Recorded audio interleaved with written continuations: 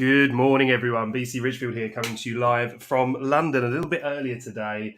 It's 11 o'clock here, which makes it 10 o'clock UTC.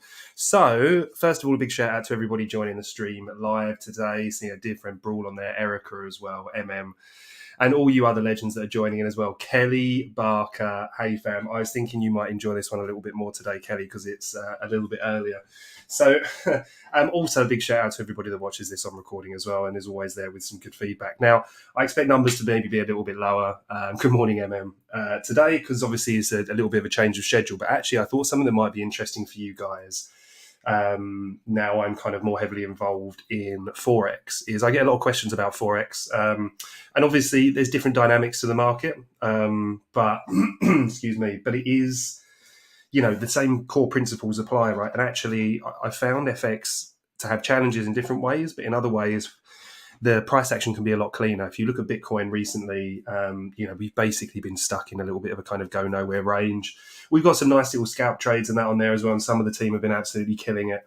And obviously my boy Trader Dank as well has been absolutely killing it with his fam, as Brawl will very, very much back up. So what I wanted to cover today was I thought, because look, the FX markets for me, I'm getting involved in them at midday BST, right? So that's an hour from now. And that represents obviously the 7 a.m. start over in New York. So I want to kind of look through today some of the setups that I'm going to be looking at. I've kind of cleared off the charts, or I'll clear off some of the charts. We'll look at some of the different pairs. And I'm going to show you how I've set my TA up for the day and show you how I would look to attack those different plays if they come in, if we get our triggers. And also we'll obviously make a load of time for our alt request Wednesday as well. So if you guys have got anything that you want to particularly cover, then let's dive in. But we're going to start very quickly with BTC. All right, so let me just make that full screen. Now, for me at the moment, this is really clean and really clear, right? There's only really low time frame trades available on this as it is. And if we just pop our session breaks on for a moment, right, let's just drop this down to an hourly. Right, what I'm looking for, actually, let me drop it to 15 minutes. What I'm looking for here are two different types of liquidity while the market's in its current state, right? And this doesn't change too much. Yeah, we can see, as we had with our high time frame, we've got our order block in here, the 4-hour OB that's holding up price, and then we've got the 4-hour fair value gap that's suppressing it, okay? So typically for me, what I'm looking to do is, now this New York session down here is actually set to midday to allow for Forex markets. We'd be looking at this at 13:30 for crypto. And if you're going to set different ones like that, you can have a couple of different index sessions set up, or you can always use something like one of these, like a CM time-based lines, which is the indicator that's on here. And you can set this. This is a little bit out because this is currently set up for some macro timings. But if we were to draw this back and put this one in, for example, on here, bear in mind with this particular one, it is set to New York times. We can just shift that forward an hour. But for now, I'm just going to kind of explain it out to you just so that we've got some slightly cleaner price action. So as MM puts on there at the moment, market's kind of dumping at the moment, it's pulling back. So if we just focus on today, yeah, and let's, where this line separates here, we make an allowance here for our Asia session coming through. And if we want to look at this in terms of if we're trading different ranges, we need to remember that there's ranges inside other ranges, yeah? So the first thing, and we're going to start with today, right, as we're building up into the New York session, what do I want to see? Well, the key things that I've got lined up here is I've got the prior day's low, yeah, which we can see here. If we look between the two grey lines, we've got the prior day's low. We're also going to add in here the prior day's high. Yeah, so something you can do to make this a little bit quicker for yourself is when you label it all up, once you've chosen what you want to write in the box there, you can go up to save as and then save it as one of these. So I just abbreviate them down here. So I go down to here and I know I've got my prior day's high there. So now all of a sudden I've got a few key things on the chart, right, that let me know actionable trigger points. So what do I mean by that? Well, I could, for example, decide to kind of blind enter a trade down here. Yeah. Now, I wouldn't obviously just place a limit down here, but what I would do is I would look for this level to be recovered, yeah, and then I would look for a recovery in market structure, and typically I would want to see something like this, right? And why is it drawn out like that? So the reason being, if we see a purge on key liquidity, we want to tell the story of price. Price has taken the prior day's low. Now let's look at this low. As we see the low was set here, look how price got bought up. We can see the long wick leading to the downside, showing that price ran into here. This order block also took out the prior day's low. And what did we see? We saw a recovery move. Yeah. We saw immediately how price was bought up and it made its way up. Where to? To the fair value gap.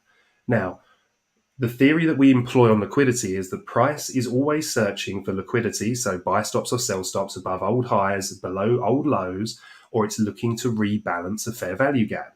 So if we're bearish, yeah, so as we've broken down here, we're still holding bearish structure, yeah, high, lower low, lower high, lower low, right? Then our expectation is that if price pumps from here, it's first of all a low time frame counter trend trade, yeah, meaning that we might want to reduce our position size because we realize we're going against the master trend, which is bearish.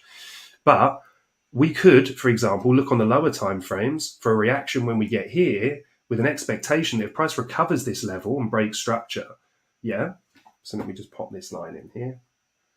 What we would look for is something like this, a break of structure. So price comes up, higher high, higher low, yeah. Or we could look for a change of character. Doesn't have to break structure, but the key thing is that we want to see significant displacement, excuse me, in this move. So what does that mean?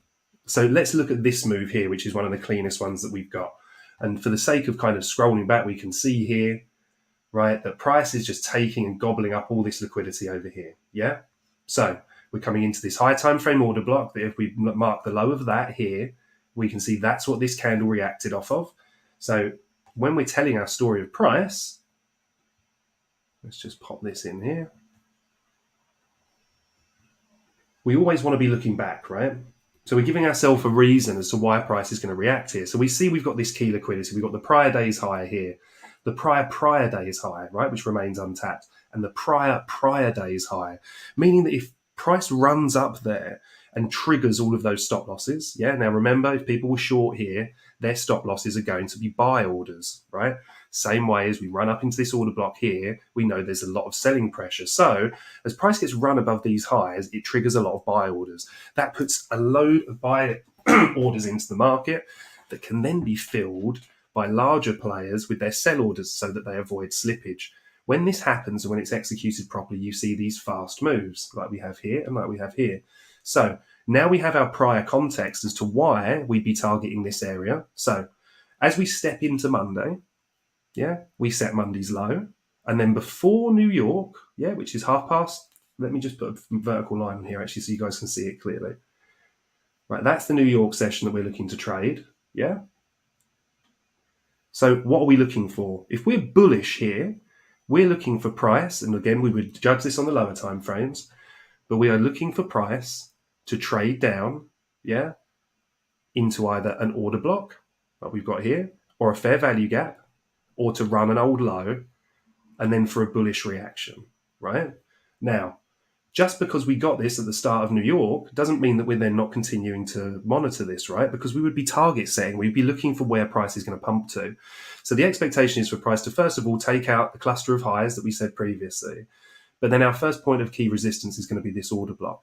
So what I would look to do is I'd open a few contracts here, or with BTC, for example, I'd open a position size and I'd reduce some up here. I'd be taking profits here. And then I'd want to see how price action develops because I'd want to see this order block flipped, yeah? Meaning that we'd want to see a strong move above this, yeah, for price to hold here and confirm by giving us some structure. However, we don't, right? Now, to give you an example of how we're looking for price to trade, price has taken these old highs, yeah? The expectation is if we want to remain bullish, that we expect price to then react off of a fair value gap, right? So what do we have here? We have our fair value gap on the M15. And just to make this clearer for you guys as well, I'm going to do the fair value gaps if they're bullish in green, right? And if they're bearish in red or pink, right? You'll see them on my charts typically if I share them as grey. As you can see with the high time frame one to our right here, the 4 hour, but just for the sake of clarity. Now, if I'm bullish here, I want to see price hold this, yeah, and then move up. It doesn't, right? What does it do? It inverses this fair value gap. So I do those in purple. Now, for me, that is support turned resistance. Yeah, when we close under that, the expectation is that we then hunt liquidity below the immediate low, and if it's going to purge lower, then below this low, right? We do make an allowance for order blocks, yeah. So, but we're going to look at those in a different session based on profit taking and what we really want to see. However, we can see this clean price move. Now, even if we're staying on a 15-minute chart here, this is then, actually, I'll draw another one in for you guys. So here's 1:30. Yeah, so we're now into Tuesday's trading. Yeah, so because we're bearish, we flip this, we've inversed this order block. Price is now broken down in its broken structure. Yeah, we've come below this low. So we want to make sure that we're charting this up, right? Just so that when we look back on this, we've got a key point of interest to register. Yeah, just in case we miss something, especially when you're searching across multiple charts. So as we break structure here, what's the theory? That if price is bearish, it's searching for liquidity below, I can't even speak today, below an old low, right? So this becomes our target. I'll just do that a bit thicker because it's right on the order block line, right? So this becomes our target. Now, we step into the day here and price is up here. But what's it currently doing? Yeah, if price is coming down, our expectation is that price is going to move up and it's going to rebalance an order, a fair value gap, right? So we do this in red because this represents a bearish fair value gap. Now, for me, as I'm stepping into the New York session here, yeah, with our black line, remember what I said. And I said it in this term because we're bullish. We want to see price pull back and then expand higher, right? If we're bearish, we want to see price pull up, take some liquidity above these beautiful equal highs here, yeah? Or, technically they're not exactly equal. So as ICT would say, and I think he's absolutely right, relative equal highs. I do just label them up as equal highs, but they're relative, right? Meaning that you can see they're in the same kind of area. It looks like engineered liquidity. So what do we get? Price runs up into here, yeah, takes liquidity. So we've had that run up. We've now had the rejection. So when we're looking to tell the story of price from the prior day, now we're saying, okay, well, if we're rejecting here, the higher probability trade is to the downside, right? Meaning that price is then going to be searching out liquidity lower. Forget this for the minute because this hasn't even formed, right? So now we find ourselves in a similar situation. We're now stepping into today's trading. Yeah, let's get rid of this for a moment. So we're now stepping into today's trading knowing that we've taken the prior day's low. So where does the liquidity rest? Well, we talked about prior day's high. We've talked about prior day's low, right? We haven't talked about the high of day and the low of day. So within this area here, before we even step in, this area here, as we move forward and London closes, we've got the Asia and London sessions that have traded, right? Now, what we can see in here is we've had this kind of relatively tight consolidation, yeah? So now, should this continue here, yeah, we see the consolidation, we want to trigger, right? Now, for me, like any range, yeah, we would like to see a deviation, yeah? So we're imagining this grey box is our range. We see a deviation, we see price get back in the range, yeah? And that then gives us our trigger to trade this higher, right? So that's what we can trade on the lower time frames. However, something we'd want to be aware of, especially if we wanted confirmation for this, is the fair value gap here, right? So as we now draw that across, we look at that in red, right? We can see how we can take a trade from here and at least target into the center, yeah? Because if we draw out the equilibrium of this FVG, which is just the center point, you can do this with a Fibonacci, yeah? You can see how price just really, really respected that, yeah? So all of a sudden, if we get ourselves a real low time frame trade set up here, I'd be looking on, say, the 5 minute. I'd want to see a change of character, yeah, within here, meaning that we take a low but set a higher high, like here. And then if that move goes up and takes out a local higher, and we change character, we get displacement in that leg, I'm going to look to trade it up to here. Obviously, as long as, let's say our trade triggers here and our equilibrium's here, as long as we have enough of a percentage move to warrant a day trade. Okay, for people that are trading on higher time frames, things like this can provide a really, really good area of confidence. Not even higher time frames, right? You can do this even on the lower time frames. So now let's imagine that price makes a move like this, takes liquidity, comes back above here, and then retests this area. Yeah. Well, we now want to see this confirmed as support, right? Meaning that as we did up here with this small fair value gap, this then becomes an inverse fair value gap, and we're looking for long setups targeting here. All of a sudden, we find ourselves with almost double the risk to reward of the prior setup. Okay, so I hope that's clear in terms of what we're looking for. Yeah, we obviously always want to zoom out. We have our high time frame levels. We want to take on board our daily bias, our 4-hour bias as well, which for me is how it gives me an idea of what the market's looking to do. But if I was here now, there's always a temptation. We've taken a little micro low, but until we really see that structure, until we've really run some liquidity, then for me, there's no guarantee that price doesn't just come up here to take some stops, rip back down, and then go up. Okay? So that's what we're looking at there. Now, does that make sense to everyone? I think we probably lost about half of the people that were watching on that, so I'm guessing it wasn't the high level fun explanation that people wanted. But I work with a lot of people who are very, very good at charting. They read the charts quite well. They understand and can grasp the terms of liquidity and market structure, etc. However, in a lot of cases, lack the patience to wait for what their actual trigger points are. Yeah, because there's a load of different ways you can look to trigger these markets, right? Even thinking about your entries, you can use breaker blocks. Yeah, you can use fair value gap retraces, you can use breaker lines, you can look, there's so many different ways to do it. I think really you want to kind of look at how those things speak to you, and then kind of look at how you can implement them on the charts. Yeah, Erica, MM, awesome. Thank you guys, appreciate it. Whack, good morning as well, mate. I think I missed you there coming in. So, can we get a quick, update on Doge? Perfect, guys. Let's take a look at Doge. So,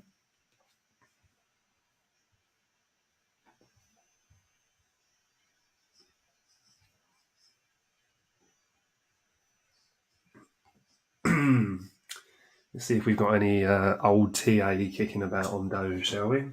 I blanked it off before the last session, but always good to review your old TA, guys. Unless I'm cleaning charts up and bits and pieces for live shows, then I'm always trying to keep my previous TA on there. Still having these issues with TradingView, unfortunately. I cleared the computer, I've done the catch, I've got like crazy amounts of speed coming in on the internet. But since they've just done this recent update last month, it really, really is struggling. Anyway, we'll give that a few seconds, right? But the reason that we want to... Actually, let me just reset it here quickly. It might help. So the reason that we want to kind of keep our old TA and our old price thoughts on there as well is that when we're looking at those... Let's just get Doge back up. So when we're looking at those, it's really, really good to look back and say to ourselves, okay, were we right? Were we wrong? Were we ready for what happened if our initial thought went against us? So our initial thought might be, okay, we're really bullish here. We're holding this fair value gap. We get into a long position. Price absolutely dumps. A lot of people with that are kind of in a position where they're then kind of scared to enter a secondary play, or they're holding on to their previous bias. And obviously the danger with that is that you don't ever want to kind of marry your bias, is what they say, right? And it's a really, really good point. That means that you don't ever want to put yourself, you want to take away your edge if you're kind of trying to enforce your will on the market, right? And that's a really, really dangerous thing to do as a trader. The key is it's not about being right. It's about playing the probabilities, yeah? And you have to become very, very good friends with getting things wrong. Yeah, that's the kind of nature of the play. Twitter, places like that, social media can give a little bit of an unrealistic view on it. People really, really kind of getting involved, people trying to kind of show, I've got an 80% win rate, I've got this, I've got that. But it doesn't mean that you've got profitability with it, right? So ignore the noise, really drill into a system that you understand. And then when you understand it, practice it. Don't stress yourself out with it. When you go live with it, do it with a really, really tiny amount of money. Yeah, really, really small size. And then that way, you'll find that basically it takes a little bit of the stress away and you get really, really valuable practice. TradingView buggy last few days. Alert didn't work for the last 4 hours yesterday. Yeah, I've had loads of problems with alerts triggering as well. So not really sure what it's up to, but Let's just pop these session breaks up. Hopefully you guys can see this now. And we'll just take a look, see what happened here. Okay, so a couple of really good examples on here, actually, right? From our previous TAs, we can see we've got a really messy chart here. So as we did here, we were talking about balanced price ranges earlier, right? We see we had this one here. We made this nice move above it. What did we do? We had expansion. We had to use this, the fair value gap, price traded into it, remained bullish, traded it higher. Yeah. We then made this bearish fair value gap here, right, which we expected to offer resistance. When price closed above it, look how it used it as support. We then trade it up to the next liquidity. Yeah. Price takes liquidity, breaks down. What do we need to see? Change of character. We then need to see an impulse move lower, leaving a fair value gap. We see these as signatures or tracks that price is leaving for us on the charts that give us areas to target. Doesn't mean we blindly short this. If we recover it, we can look to long to high liquidity. If not, we're on the lower time frames looking to short. Ultimately, we get held up in this daily fair value gap. We find bullish structure here. We move higher. This was a trade that we took on Doge. What was that in the end? The 5R trade, right? Again, for the same reasons, holding a bullish order block. Return to a bullish order block, holding that. Trade higher, where to? Prior liquidity above here. All right. I think this was a little bit more of a high time frame view that we had on here. Price came up, support, came up, found support again, created this order block. Now, our plan here, and the reason that we've just got this random red box up here, was because I think we stopped at that point here and we were saying if we find resistance here, up at this high level resistance, which is the red line, then we can look to kind of trade this down lower, which we actually ultimately found support of this order block. Now, this is really interesting, this one, because this was a really, really aggressive a low time frame trade into this liquidity that we were looking for. But what happened? Price came down and it didn't find support in here. Ultimately, I ended up getting stopped out on this trade, I think, and then we flipped short in here. New York session, chasing it down to liquidity down here.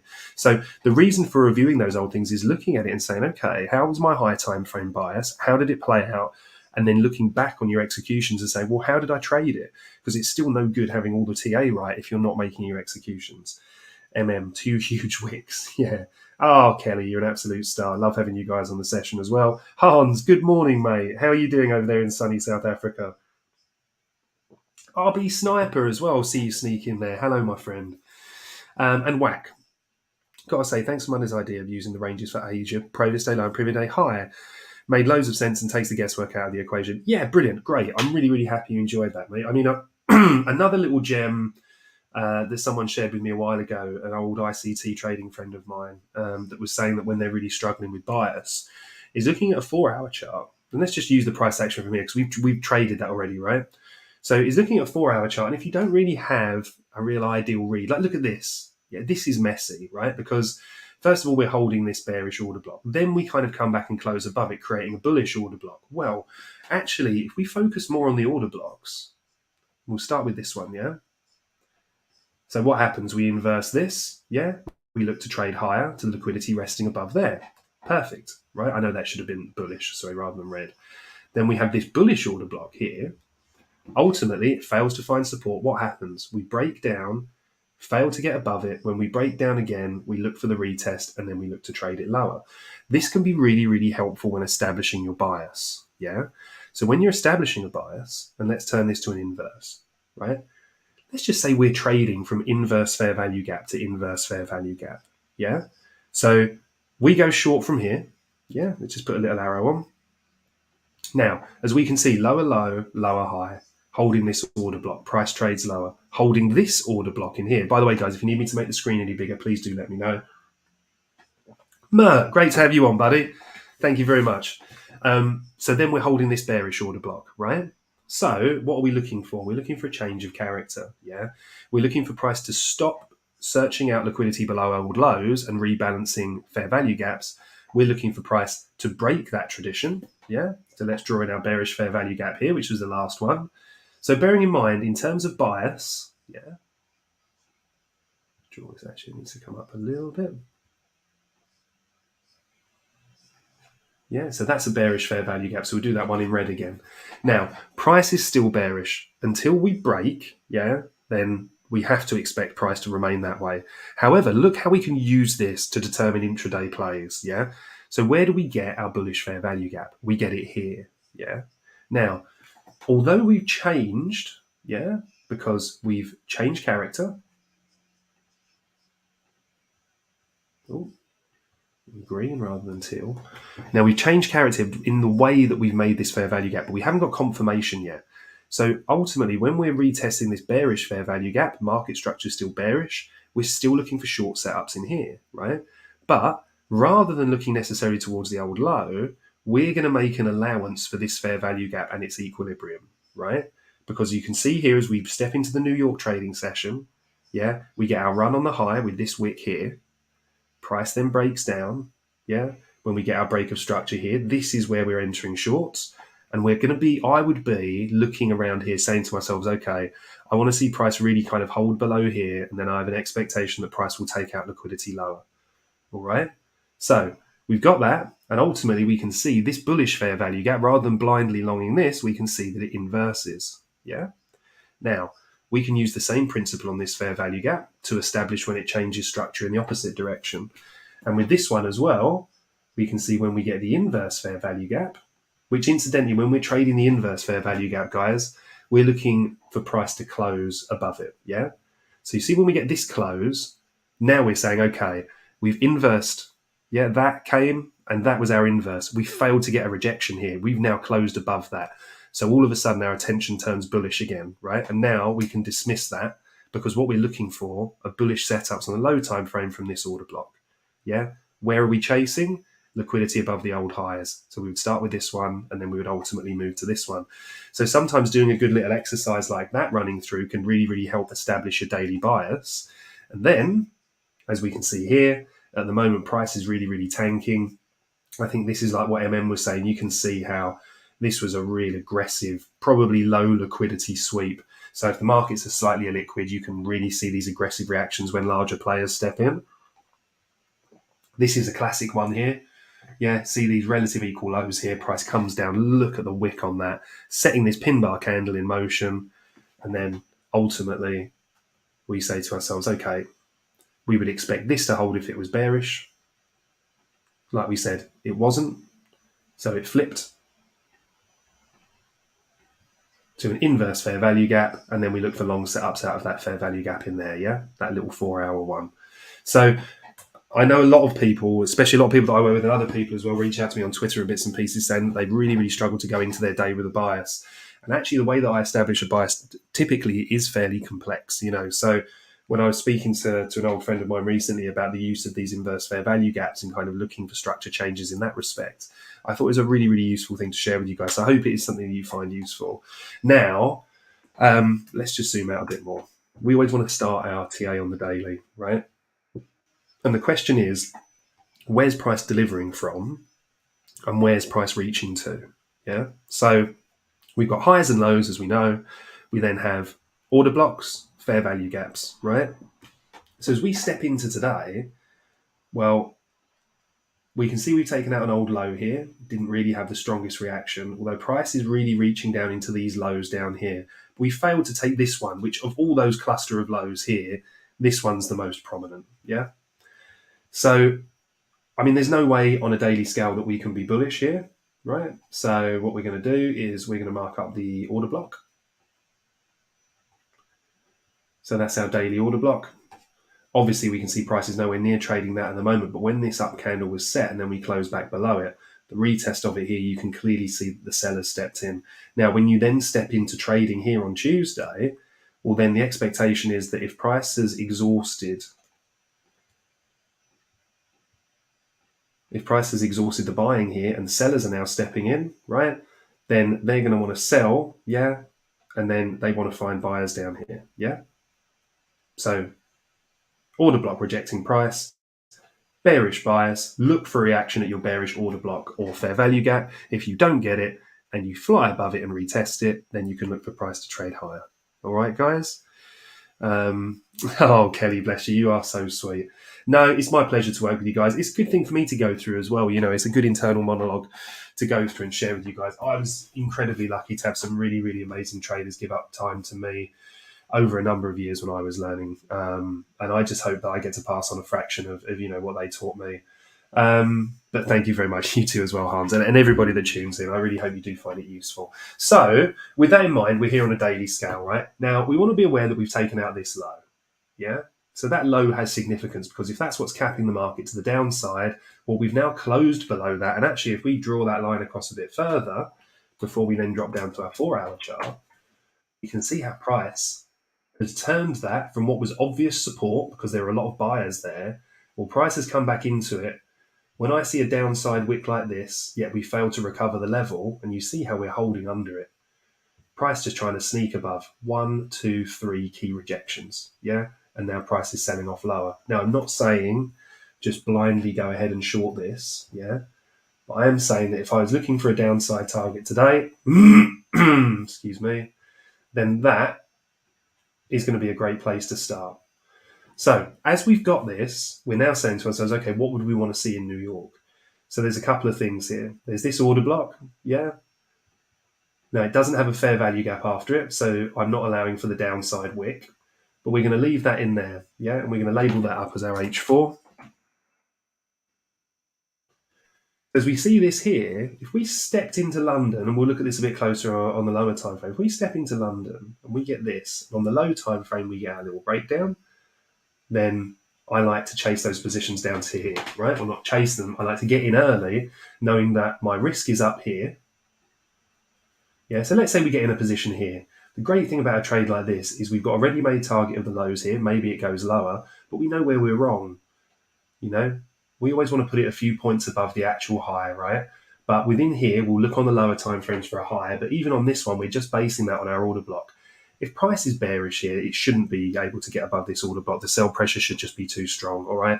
Now, we put it a little bit higher, or I put it a little bit higher, because I do it with FX as well and equities, just in case you get the slightly low liquidity moves or you do get a bit of extra pressure coming up. And on crypto, especially where it's a little bit illiquid. Now, the other thing that could be drawing price higher here is this fair value gap, right? So we'll keep with our theme and we'll do this in red to show that it's bearish. And this is our H4 FVG. Now, with this, if we don't get this move, yeah, so price fails to have a clear and obvious rejection. Yeah, I think some people, you really want to force trades on the market sometimes. If price comes into here, sticks in here, and just waffles about, peaks out the top, comes back a little bit, be very, very dubious, right? If this is really a lot of sell pressure in here, you want to see quite a strong reaction from the order block, right? On the lower time frames, you want to see a good displacement candle, basically something like this. Yeah, rejection here, price starts to meander down, boom. That there is your displacement. Yeah, that's the fair value gap. You look for price to return in here. You've got the order block above it as well. You want to see this hold. When it does, you can then enter the charts in here, your New York session, and you look to trade down. You get that beautiful liquidity run, convinces people to go the other way, traps people on the wrong side. You've got your high time frame bias, so you're not concerning yourself with chasing something the wrong way. You wait for price to break down, you enter your short here, or you wait for this to be recovered and then look long, all right? So a little bit similar here. However, we've got this fair value gap. So if we don't get that rejection off the order block, yeah, and price really rips up into here, depending on what time frame you're looking to trade this on, you can do a couple of things. You can look to get into an immediate position if you get a liquidity run here, trading it back down to the order block, right? Why? Because this could turn into an inverse. Yeah, this could have been this is a bearish order block at the moment. If we rip through that, price could be looking to retest it. It could also be looking to just violate it and just rip back down because we've rebalanced this order block. So we would only take intraday, short time frame trades into this. However, delete the wrong thing. However, if we get something like this, yeah, price moves quite aggressively through here, then we look to trade this higher, all right? Because once again, we would look to then flip that from a bearish order block to a bullish one, making it a balanced price range, or not a balanced price range, sorry, it would need a fair value gap going through it, but to make it an inverse fair value gap, yeah? So as we now drop down onto a lower time frame, yeah, we can see this starting to come together. So what's our expectation here? Yeah, we've taken the order block. This is down onto the hourly now, guys, right? See how we're just decanting daily, 4 hour, now onto the hourly. Well, our high time frame bias is bearish, yeah? So we have a bearish order block, which we'll do again in red or pink. and this is our hourly, right? All of a sudden, we're saying to ourselves, well, and for me personally, I'd like to see this within the New York session. But now I'm saying, well, I've got a ready-made target here. Yeah, this should be holding. If this order block's valid and price is really looking to dump and attack these lows, let me get rid of that for a minute. Yeah, then we can look at this area here to find setups. I would then drop to a 15-minute chart. And then remember, like I said before, we want the prior day's low. Let's pop our session breaks back on. Yeah, so we can see here prior day's low, and we can see the prior day's high is all the way up here.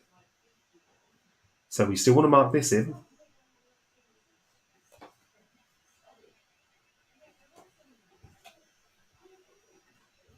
Right, PDH, so that it marks out as our prior day's high. And we know this target down here is the prior day's low. I'm now going to get rid of this, the order block here, because if price rips back through this, yeah, there's a small chance that this activates it. However, we can just wait to get back above here on the assumption that really if there was the sell pressure in that H4 order block, then price really shouldn't be reclaiming this. Yeah. So here we have our hourly. Now on the 15-minute, what else do we have? As we start moving into New York, yeah, this is our current low of day.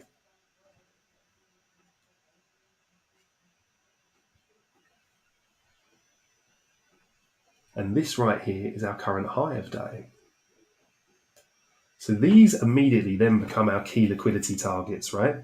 We don't want to lose sight of what we're looking at on the high time frames, but we need to realize there can be a lot of micro movements, within that. So from here, what could we do? Yeah, we would look within here for on the 5-minute chart for a high. Yeah, so we get our change of character.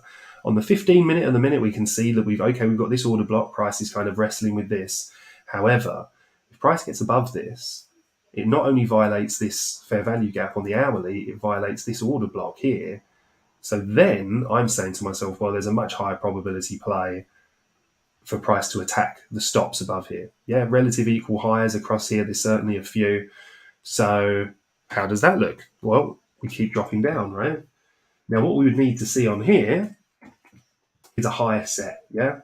So what we're looking for is a purge on liquidity or for a fair value gap to be inversed. Now, we can see that we've got a ready-made high here. So we'd roll that across, put that as a dotted line.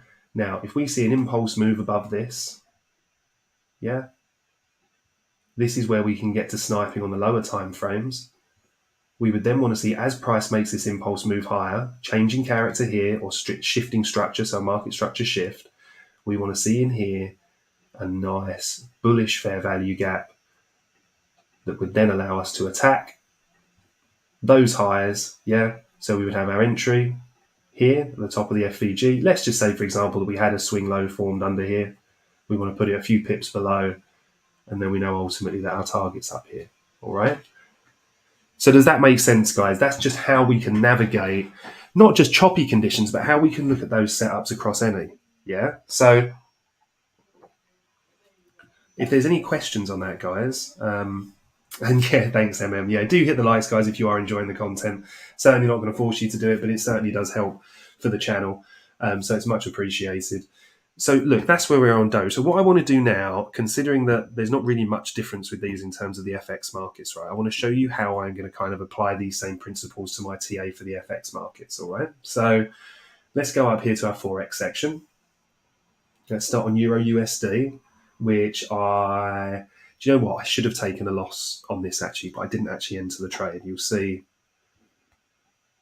up here, the short position, right? It was just really, really unfortunate. See how this isn't overlaid in the area that we were looking at, right?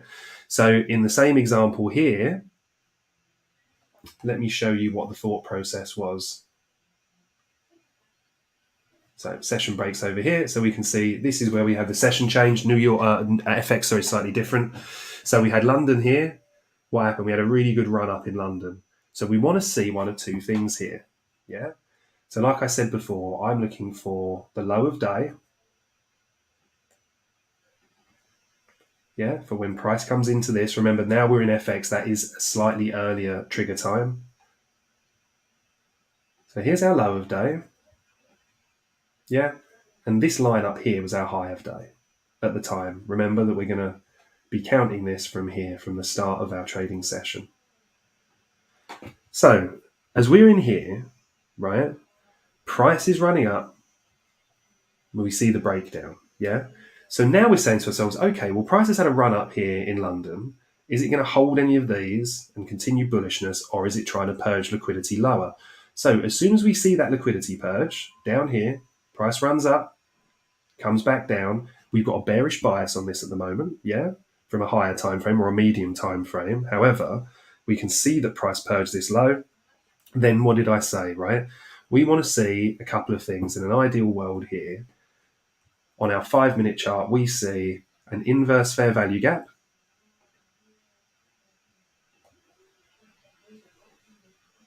Right, so that was a bearish fair value gap. We closed above it here, yeah, and we hold. We're not looking to enter here, but we are looking for this to offer support.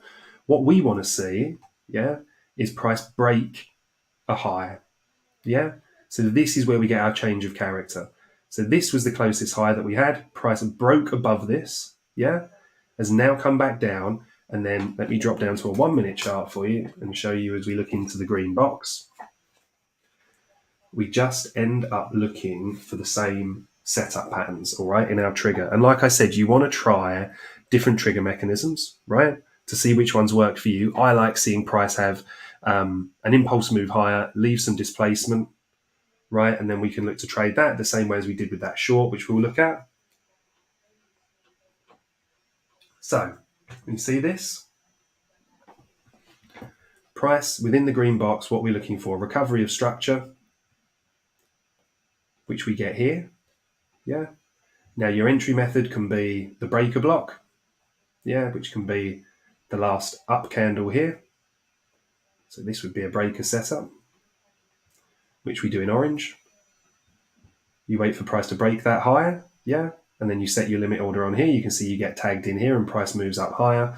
You can use, which is my preferred method for crypto, or you can use the displacement method, which is you look for price to displace as it moves higher, leaving a fair value gap, yeah.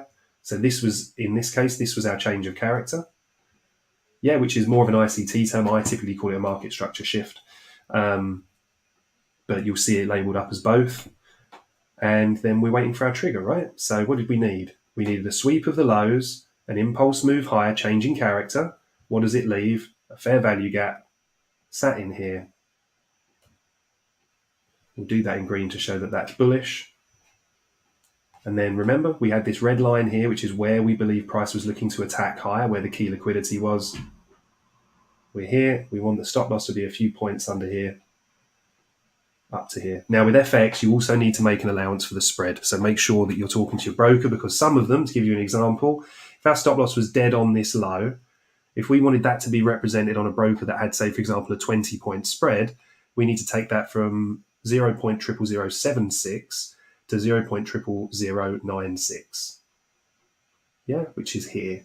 So that takes us there down to a 2.13R trade, where if we were trading this from here, we can see we get a 2.6. It would also kind of stop you out a little bit quicker to make allowance for the spread as well. I won't go into that, into crazy details, but I just basically, just to give you kind of a little bit of an indication on that one. So if you are trading with Forex brokers, make sure that you check the spread. All right. So let's have a look what we got. Yeah, Hans, Steve Tracy, Yikes, limitless, very limited assets, almost 60, and everything is getting squeezed out of my financial situation. What do I do? It's a very tricky situation to be in, Steve. What I would recommend is, and I know this sounds like basic advice, but is really kind of working on yourself and trying to look at what it is that you want to do with that kind of financial situation, whether trading's for you, whether investing's for you. And if it is, just work incredibly hard at your craft to master something that you do. It can be really difficult coming from these kind of situations, but wealth can be built over a short period of time if you can find money to put away, find a good investment vehicle that returns steady income. Not necessarily saying trading, you can do liquidity farming, you can use hedge funds, bits and pieces like that. Get a steady income and try and compound that interest. A unfortunately, mate, it is a very, very difficult time. I've been through it myself. I lost, well over six figures. And I'm not talking about boring, I'm talking about collapses of major exchanges, lost a lot of money in the FX collapse. For example, I was a professional registered trader for them. So it is a situation we've been in. What I would say is don't let it get the better of you, and use it as something that can make you better, and become better for it. But very much the best of luck, my friend. James 14, my man, how you doing? So me and James are about to climb in some Forex very soon. So that was just an example of how we can kind of break these trades down on those time frames. So let's flip ourselves back to our M5 for a minute, or actually, it can be a little bit cleaner sometimes to do this on a 15-minute. So now, we're getting ready to head into the session. Where are we? 11:45. So we're looking for our session to start here. So we can ignore all of this for the minute. In fact, just because it's a little bit of noise, let's just mark that up as yesterday's trading. So what we have? 16th. I believe it's the 16th already, guys. Crazy how fast it's going, isn't it? There we go. But now we've got that. Oh, Hans also had a CAD JPY short. Nice. I love trading CAD pairs, although CAD CHF was absolutely all over the place, really, really kicking some butt the other day. So here we are. Today's session, what we're going to do, mark out low of day.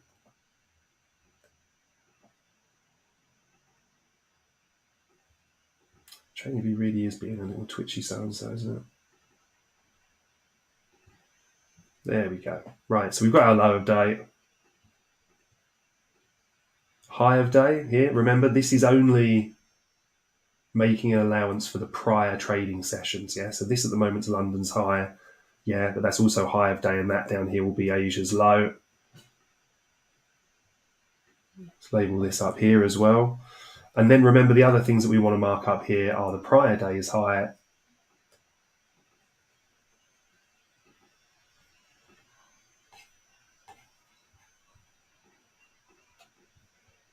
and then down here, the prior day's low. Now, when you have these quite close to one another, I really do feel like they make a really, really interesting liquidity target, right? So see how we've got those clustered down there? Now, two things. If I didn't have a daily bias coming in here, and we'll look back on that in a moment and we'll kind of set that daily bias, but just purely from trading this here, then I would want to see price take this out, recover, as we discussed, and then we have a pre-made target here and here. Obviously, we would make an allowance for other potential swing lows and that, and highs that were formed during the swing highs, that were formed during the move up. But this is what we look for. Purge liquidity on the low. If price shows the strength to recover, we get displacement. All of a sudden, we look for that. Remember, like we said, we would look for that to be formed, the high. When we break that with displacement, we look for our fair value gap in here and then look to trade it higher. That's if we were dropping down to, a 1, 2, 3 minute chart, all right? Now, if we don't get that, price might do anything, right? It might continue to meander down here, but actually doesn't take that out, then I'm not really interested in trading this necessarily higher, right? I would rather wait for us to run one of these, and then if we get a similar situation here, we'd look to trade that back down, or maybe price even kind of extends up to running this, in which case it would be the same principle, but just from higher up. Now, what would make me not want to short that? Well, quite simply, if we come up to here and getting above here, we show strength, we show an unwillingness to break structure. Would I long this? Maybe. I'd zoom back, I'd look for liquidity targets. We've got one here, we've got one further up here, up here as well. So if we really started to show bullishness within the New York session, then that's what I'd look to do. However, as a trigger, I really, really, really want to see those run. So all I would do now, we can see what we've got in here. That was from yesterday's trading. In fact, funny enough, just about what I was going to go into. So you can see we've got this one here. I'm going to delete this because that was from yesterday's trading, right?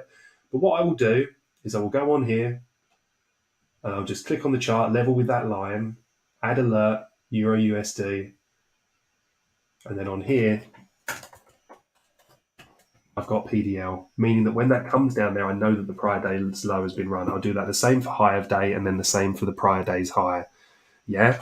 And how many assets per session do you monitor? Yeah, it's a really good question. Actually, the very best advice on this, and I find myself, and I found myself kind of doing this too, and I have to really monitor myself closely on this, right, is that I try and trade too many pairs.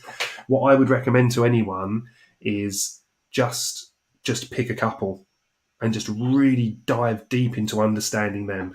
So, for me, for example, GBP USD is one of my favorites. And let me just show you on this as well. So I use this chart for trading when I work with Forex traders who are trying to get funded, or people that are just looking to kind of build their trading skills. So you see the thick red lines and the thick green lines. Yeah, they represent daily bias verticals. Now, remember, like I said before, we're working through the charts looking for fair value gaps to be respected or inverted. The moment that we get that change of character on the charts, we then look to flip our bias and look for liquidity resting above or below in that same. Yargo, hey, buddy. So the thinner lines you can see on the chart. Yeah, let me just turn session breaks off for a second because I know they're muddying this up.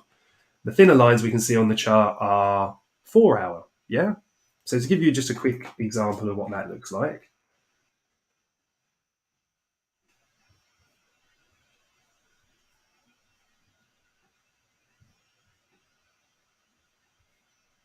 Yeah, so you see that I've got this green line here, and you might be thinking, why the hell has BC gone bullish here? Hey, Nit, my man, no apology necessary, my friend.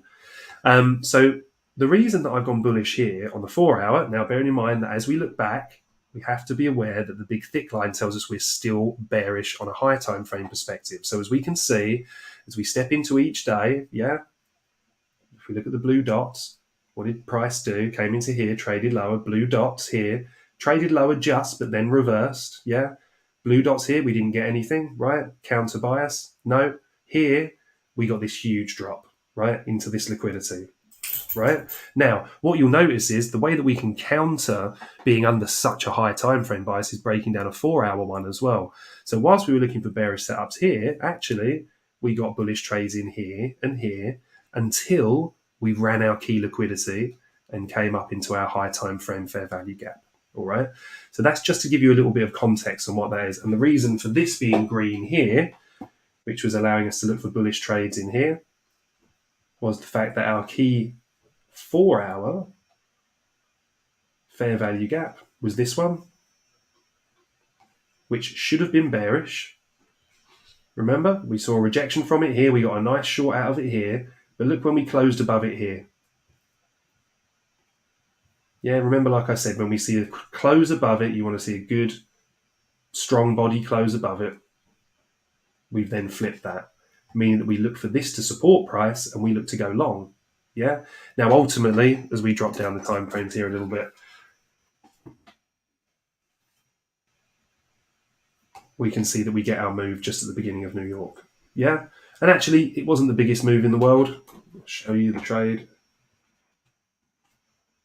But just to show you that we're just overlying the same principles, yeah? So we have our bullish bias on the higher time frame. That's why the green arrow is there, yeah? We've run these equal lows and low of day, which is the same, yeah? Then what happens? We recover it, the strong move higher. This is our change of character, our market structure shift. We want to look at this area here, predominantly the top part, yeah? But ultimately allowing for all of this because we do have a fair value gap lower here. So what are we looking for? Well, here's the inefficiency, the bullish fair value gap. I'll do this in grey just because we've got quite a few boxes on there already. Pop price back to here.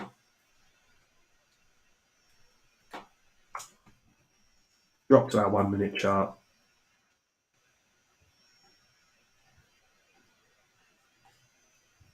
We can see price runs up to here, comes back down. Do we have a fair value gap there? We don't. Do we have a fair value gap here? We do. Just down in this little bit here. But ultimately, this was the one I was targeting because I do like to see price. We have an expansion leg like this. I take a premium discount range, and then I like to see price draw down here. Yeah. So price drawing down into here would allow me to have a stop loss under there and then run up to attack the high of day. No trade here for me, unfortunately, yesterday because we didn't come low enough. And the risk to reward having a stop loss under here compared to the trade return there was miles off. Yeah. So it doesn't mean that you have to take every trade, but it does mean that obviously it's really, really good to kind of look at how price comes in and then reacts at these key highs and lows.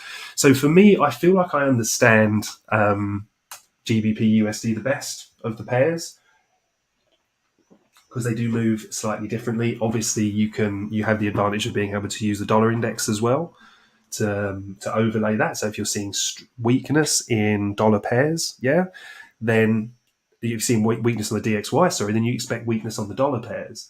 So all of a sudden, you've got this extra point of confluence. Now, again, you don't want to ever kind of pin your hat on that. I know a lot of people did in crypto, for example, and that correlation is obviously a lot ropier. But with directly correlated pairs, USD pairs, so GBP USD, you can track USD, for example, CHF, JPY, etc., then weakness in that gives you a little heads up into the market. So I don't want to bore you guys all with FX because I know a lot of you aren't FX traders, but should we take a look and overlay the same principles on one last alt chart before we call it a day? Has anybody got anything they're really looking at or anything that looks particularly interesting? Really missed shorting H bar, which just absolutely tore, didn't it? Absolutely tore the last few days. But again, based on news, we can now see everything pretty much, or not everything, but there's a lot of assets in there, everything pretty much settling. Rune has had a bit of a rip, which means that if we look at that, we can kind of see, okay, well, where's our key levels on that? Oh, okay, Hans, you win. BNB short incoming. Let's have a look.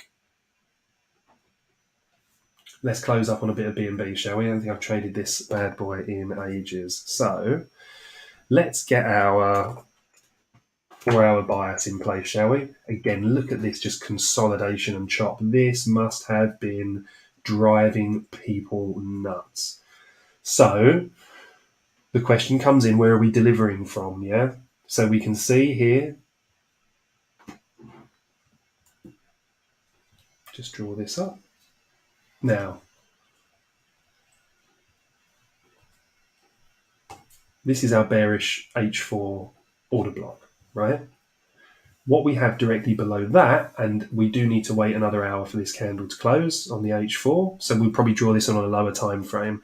But when we do come back, then BNB short incoming bed and breakfast. Oh, you really made me want to fry up now.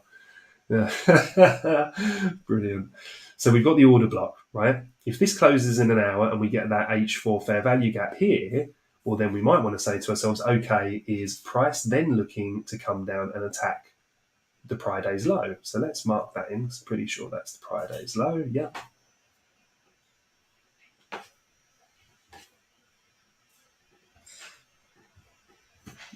Awesome. Right, just pop our session breaks back on as we drop down to the lower time frames. We're going to go to the hourly next.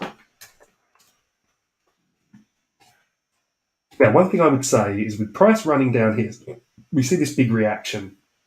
That reaction has wiped out this liquidity, yeah?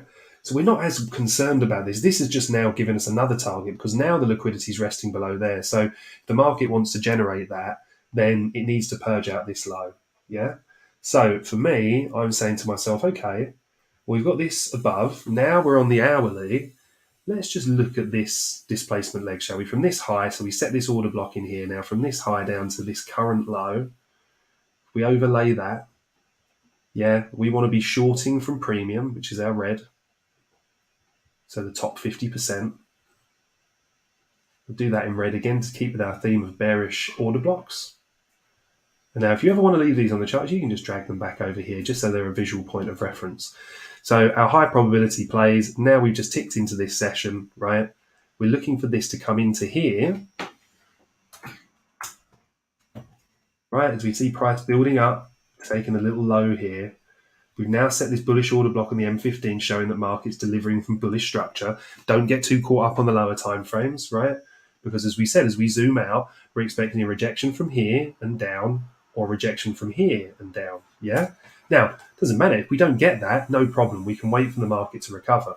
My ultimate trade here, in truth, would be to see price run this, recover this, yeah, and then trade to here, look to recover this, equilibrium of here and up, right? If at any of these key points we get rejections, yeah, then it sits back in line with our high time frame bias. Now, this is counter our high time frame bias, so I would be doing this with a reduced position size, yeah, meaning that if we're wrong here, we lose less than normal. I would normally reduce it by about half. So let's say we lose 0.5R and we win less as well, right, as we go up. But we have to appreciate that we're going against the main trend. Now, if we don't get that and we get a rejection here, then I'll be looking to short price down into here, okay?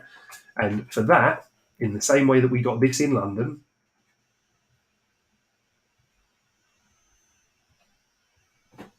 what we want to see is a sweep, which we got here, yeah? Then we want to see a shift of break in market structure, which we would have under here.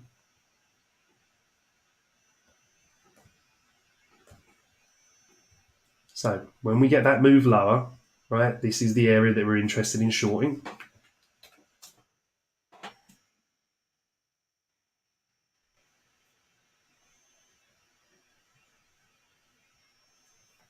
Now, we can see that we get a pullback here just into this FVG. What have we done? Taken out structure below, price has dropped down and it's come up and it's delivered from this fair value gap, right? What I would actually be looking for here is, considering that we have untapped liquidity lower, I would look for this to retrace into a slightly deeper fair value gap in this one. We can see we tagged it literally to the dollar here in London and now it's coming down. I would have expected it to take out these lows. Did we actually? Didn't think we did them, but... Oh, we did. Yeah, perfect. Okay, however, if we hadn't, let's imagine we'd stopped before that. When we recover structure here, my stops would already be flat, yeah, as in at entry. When we recover structure here, I would trim some of the trade in case, in this case, it went against us. However, we wouldn't have had to in this example because we'd reached our target down here, all right?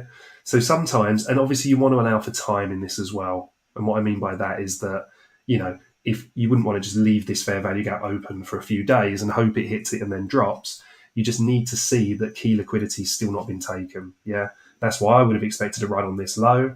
Ultimately, we didn't get it, but just by having our core plan and knowing that if we take a key liquidity, that we can then take some profits and look for a recovery. If we get the recovery, we can trim some more profits. Ultimately, we get stopped out of break even, but we've made some money on the trade.